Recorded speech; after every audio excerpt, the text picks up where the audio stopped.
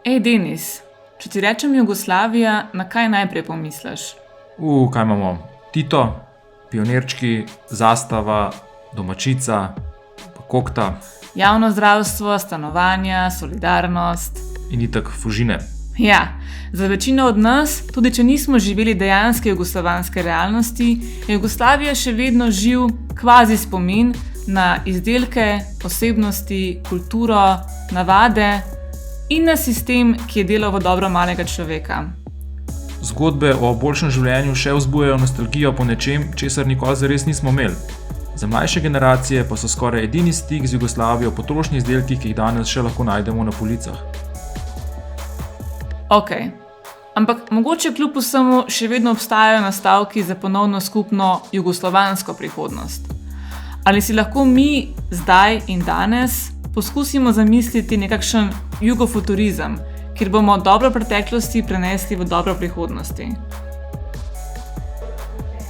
Točno to vprašanje, kaj je jugofuturizem, so si zastavili na Zavodu Maska. Povezali so se študenti in študentkami naravoslovno-tehniške fakultete in jim dali nalogo, da raziščejo različne elemente jugoslovanske kulture, potem pa to znanje uporabijo pri predelavi šuškavih trenerk v nova jugo oblačila. Zanimiva izbira. Šuškave trenirke imajo negativno konotacijo, saj smo jih midva takoj povezala z balkansko vojno in dizelaši. Bolj kot povezanost in dobro plat Jugoslavije označujejo njen razpad. Obenem pa se zdi smiselno. Šuškave trenirke so ideološko obremenjene in zato primerne za rehabilitacijo. In če nam uspe tukaj, zakaj nam ne bi še kje drugje? No pa gremo zdaj. Kar je mene najbolj presenetilo v tem projektu, je to, da študenti sploh v osnovi niso vedeli, ali pa nekateri niso vedeli, o čem govorimo, kaj to šuškavka tudi je. In tudi še danes nekateri pravijo šuštavka, tako da, ker se mi zdi čist super, ker so jih na novo zaznamovali, ker so jih sprejeli kot eno novost in jo interpretirali iz te točke, ko so jo spoznali. Ne? No, meni se zdi, da v bistvu ta regija, se pravi države bivše Jugoslavije, res predstavljajo ogromno neko inspiracijo in ja, iz samih narodnih noš, ki so si med sabo nekatere zelo podobne in se že tukaj vidi, da se ti narodi povezujejo že pred Jugoslavijo in tako naprej. Zanimivo se mi pa zdelo, da tudi izberejo neko ikono iz bivše Jugoslavije, da sploh spoznajo, kdo so bili te ljudje. Kaj so ljudje oziroma objekti, kaj so ljudje v tistem času počeli, kakšen dizajn je bil, koliko je bila v bistvu bivša Jugoslavija sočasna s tem, kar se je dogajalo po celotnem svetu, tudi v smislu dizajna, določenih pop zvezd. Zdaj že vse malo pomešano, ampak jih nisem želela obremenjevati mogoče z nekim tem, tipičnim jugoslovanskim jugoslovansko utopijo, tako kot velikrat slišimo, kako je bilo takrat lepo, v bistvu oni nimajo nobenega stika s tem. In kot sem že prej povedala, sem želela, da te ideje zrastejo sicer z zavedanjem na preteklosti, ampak da zrastejo na nekih čistih tleh. Ne? Ok, ampak samo tematsko polje Jugoslavije je res ogromno. Najina teza pa je, da ne moreš graditi neke vizije prihodnosti oziroma jugofuturistične mode, brez da bi vedel, kaj je preteklost teh trenirk. Pri nas so tesno povezane s podobami vojne, nacionalizma in nasilja, obenem pa spet dobivajo nove pomene v sodobni balkanski pop kulturi. Zato sva se vprašala, kaj je sploh fora šuškavih trenirk, s čim so povezane nekoč in danes in kakšne tranzicije so doživele. Kako se torej šuškavka povezuje z jugokulturo? Kakšen je njen pomen v zgodbi o razpadu Jugoslavije? V tem trenutku je bil embargo v takratni Jugoslaviji, ki je seveda obsegala Srbijo in Črnogoro.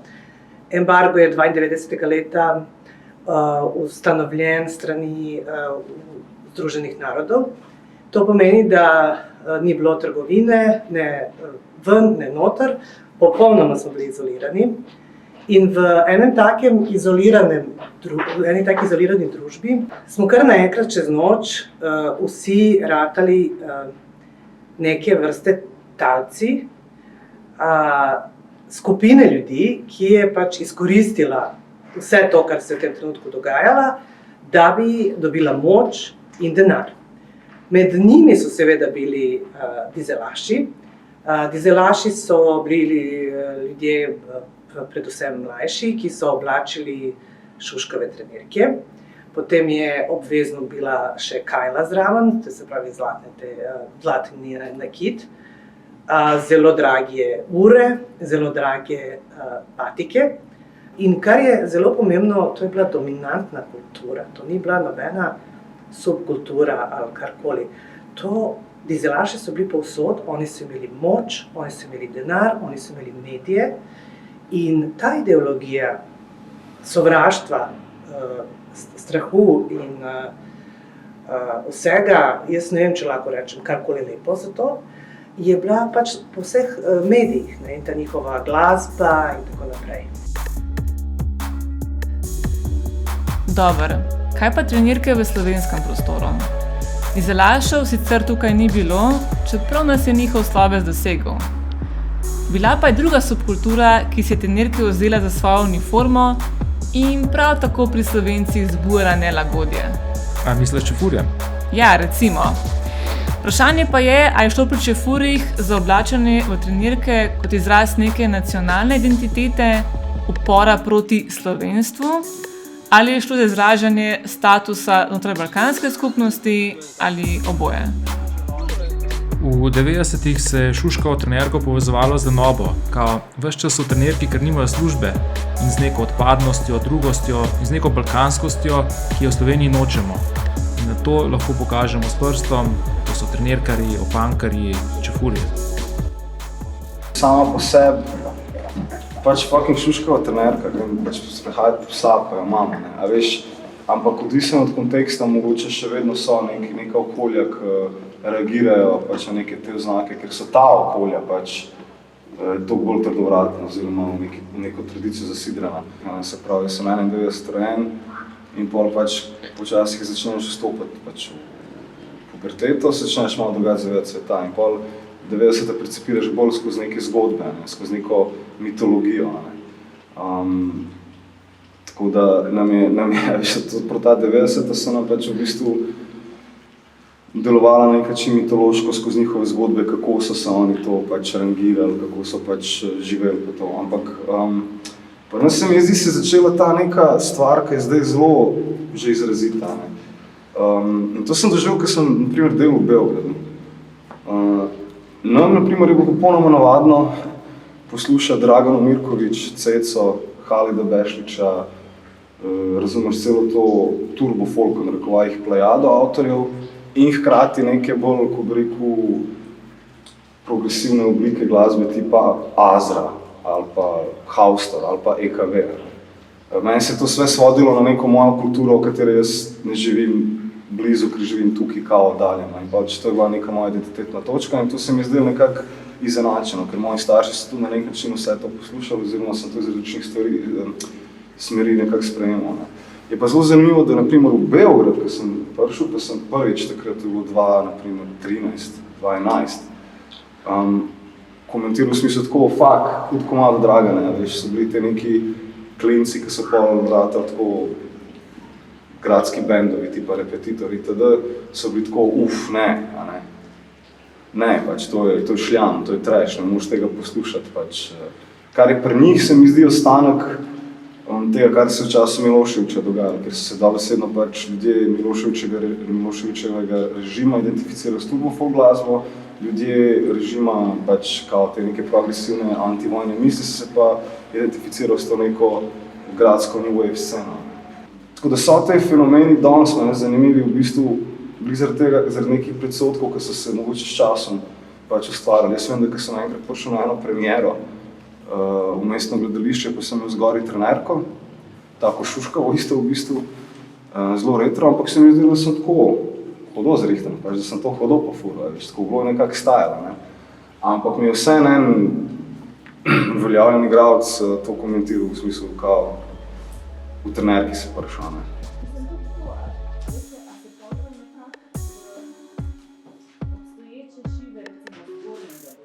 V 2010-ih so dizelaši doživeli svoj veliki povratek. V tem času smo bili sredi ekonomske krize in tudi nacionalistične napetosti na Kosovu so se prebujale. Okoliščine so bile precej podobne tistim iz 90-ih. Vendar so bili ti dizelaški povratniki brez preteklosti, brez zgodovinskega spomina in brez svoje zloveščosti. Diesel Look je uspešno prestal kapitalistično preobrazbo. Zdaj je ready-made videz, ki ga oblečeš za sobotni izlaz v klub. V resnici se je ta cela subkulturna miselnost oziroma to subkulturno bivanje popolnoma razgradilo. A veš, identiteta tega, kar sem jaz doživljal, kar pač bi Zlatko rekel mladiče fura, ne. Ko sem rasel gor po Mostah, se mi je zdelo, da ima takrat se mi je zdelo zmotno, seveda, da ima kako bi rekel, subverziven, progresiven potencial. Se mi zdi, da se je to danes razgradilo, ne. Se mi zdi, da ne moramo več v resnici sploh govoriti dejansko o teh nekih estetskih oznakah, kot pač o nekih subkulturnih stvareh, ampak striktno se lahko, se mi zdi, pogovarjamo bolj pač o nekih socialnih problemih, po razrednih problemih. Kaj torej Šuškova trenirka pomeni danes? Ni več dizelašev, ni več čefurjev, v bistvu niti nobene subkulture več kot take. Šuškove trenirke pa se vračajo, kot del balkanske trap in rap scene, kot oživitev modnih trendov iz 90-ih. So del mainstream in alternativne kulture. Obenem pa se kar nekaj ljudi še vedno spominja njihove temačne preteklosti. Kaj nared z njimi? Trenirke so po mojem tako paradoksne v tem smislu, da so in futuristične, in nostalgične, in take ful urbane na nek način, pa tudi ful kmečke na drug način, ful enih teh protislovi združujejo. In mislim, da tudi danes delujejo na ta način. Na nek način jih lahko razumemo kot nek spomin na neko preteklost Jugoslavijo, razpad Jugoslavije 90-ta. Po drugi strani se mi pa zdi, da ni, da bi rekel, da so zdaj samo nek objekt preteklosti. Po mojem, da imajo prihodnost, ampak je pa treba v vsakem tem novem koraku ponovne uporabe verjetno in neke nove asociacije dodajati tako na nekem diskurzivnem nivoju, kakor čisto na nivoju tudi pač dizajna, I guess, ne. Pa mislim, da je to super, da je zelo dobro, da mladi poznajo te stvari in da to predelujejo. Se pravi, nekaj, kar je bilo v 90-ih zelo slabo, se zdaj predela v nekaj, kar mlade lahko njihovo pozicijo okrepi in se počutijo dobro v tej identiteti. Je pa pomembno vedeti, kaj so dejansko Šuškove trenirke bile v 90-ih v Srbiji. Mislim, da to nikakor ne bi smeli pozabiti in romantizirati in iz tega delati neko lepo zgodbo, ker zgodba ni bila lepa. Je pa res, da se lahko skozi predelave, obdelave, skozi prevzemanje te identitete in dajanje novih pomenov se lahko izkoristi v dobro.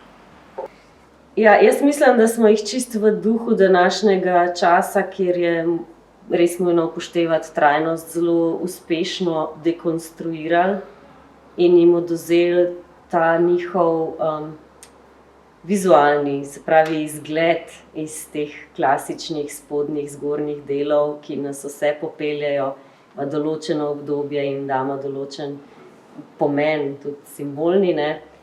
In so jih predrugačili v nekaj, kar jim odvzame te etikete mogoče, predvsem negativne. In so jim nadeli neke nove oblike podobe oziroma za njih poiskali novo publiko, vsak na svoj način. Ok, trenirke smo torej predelali in mogoče so s tem postale jugofuturistično oblačilo. Mogoče pa tudi ne.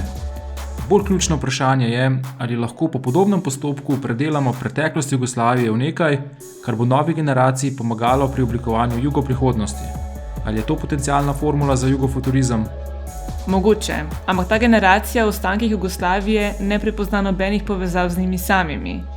Nas pa se še vedno loteva jugonostalgija po nekem boljšem življenju, za katerega se zdi, da je samo malo manjkalo, pa bi ga lahko imeli.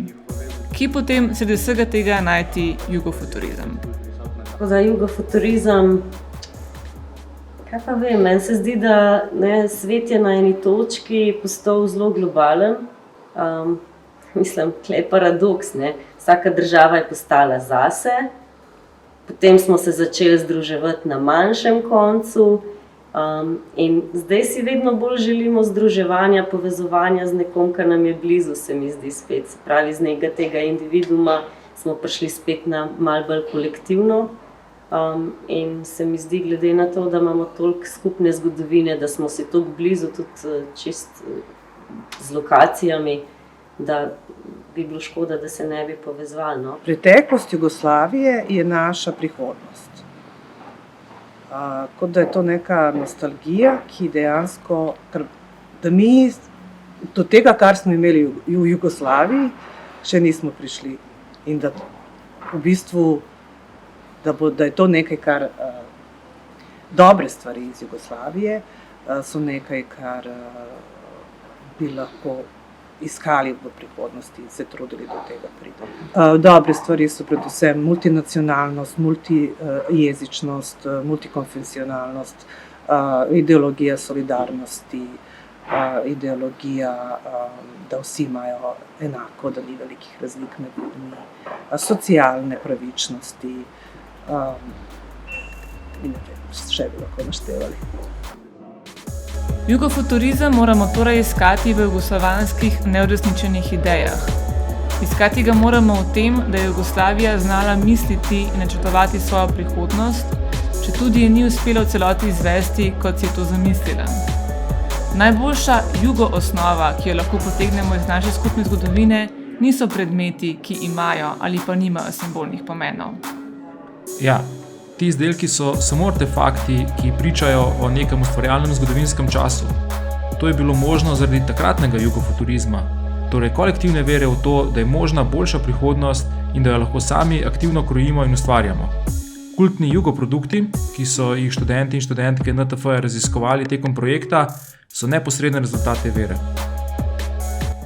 Tako da, veš, to je meni tako, vse mi je že takrat se začel ful prepletati, tako da je bila ena specifika tega našega prostora tukaj, kako smo mi ga rastali, se mi zdi, da je bila bolj, ko bi rekel, transnacionalna, se pravi, ni bila to pogojena pač z nekim nacionalizmom, pa v moji generaciji, ne, mogoče v 90-ih bilo sam drugače pač. In kaj potem zaključek? A imamo lahko jugofuturizem? Jaz mislim, da ja, ampak ga je potrebno ustvarjati skupaj. Več generacij, več pristopov, da obenem ohranjamo spomin, ampak da nismo z njim preveč obremenjeni. Jaz mislim, da sem jim takrat dobro kazal Čale Pesale, stari, veš. Pa mi Čale Pesale najboljši izvajalci vseh časov, ampak sem bil tako, gled, mi imamo to, stari. A mi se biti, ko fakt, vi ste degenerirani, veš.